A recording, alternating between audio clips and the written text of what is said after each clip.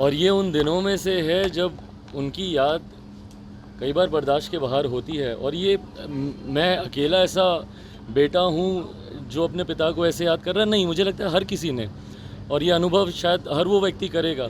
इसमें शंखनाद क्या करना भैया, हाजीपुर मेरा घर रहा है, मेरे पिता ने हाजीपुर को अपनी माँ कहा है, और मैं बार बार इस बात को कह रहा हूँ।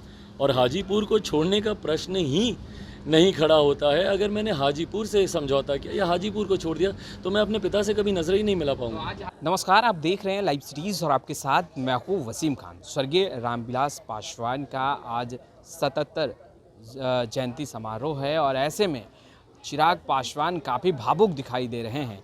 चिराग पासवान ने पत्रकारों से बातचीत करते हुए एक बड़ा बयान दिया है। वह बयान लोकसभा चुनाव को लेकर के है और यह कहते नज़र आ रहे हैं कि पिता का सपना पूरा करूंगा, हाजीपुर सीट से ही चुनाव लड़ूंगा। सबसे पहले आप चिराग पासवान को सुनिए। 77वां जयंती समारोह है, आपने ट्वीट किया है, काफ़ी भावुक है वो ट्वीट था, क्या कहेंगे आज के दिन?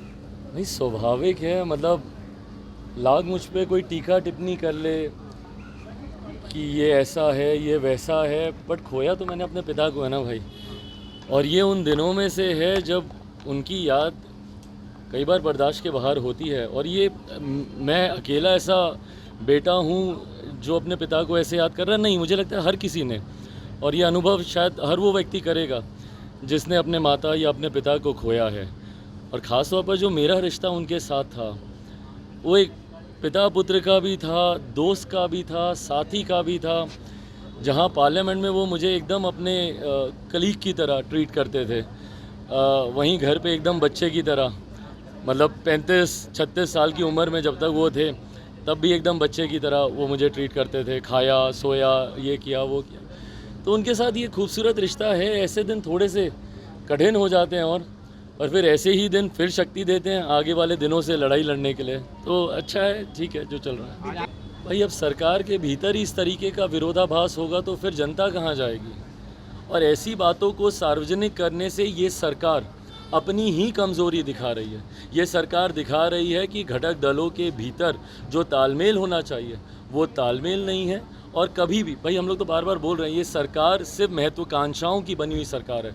दोनों घटक दल जो एक दूसरे का विरोध करते नहीं थकते थे, आज अगर दोनों एक साथ आए, मुख्यमंत्री जी विकल्प भी ना बन के आए थे भैया, जंगल राज बोलते थे, आज दोनों अगर एक साथ आए तो अपनी व्यक्तिगत महत्वाकांक्षाओं के लिए आए, और इस व्यक्तिगत महत्वाकांक्षाओं की देन बिहार और बिहारी चढ़ता जा रहा है। अगर आप चाहेंगे तो हम बोल देंगे वहाँ पे। इसमें शंखनाद क्या करना भैया, हाजीपुर मेरा घर रहा है, मेरे पिता ने हाजीपुर को अपनी माँ कहा है, और मैं बार बार इस बात को कह रहा हूँ कि मेरा उत्तरदायित्व तो एक पुत्र होने के नाते बनता है कि मैं हाजीपुर, मेरे पिता की गैर मौजूदगी में हाजीपुर का वैसे ही ध्यान रखूं जैसे मेरे पिता होते तो वो रखते।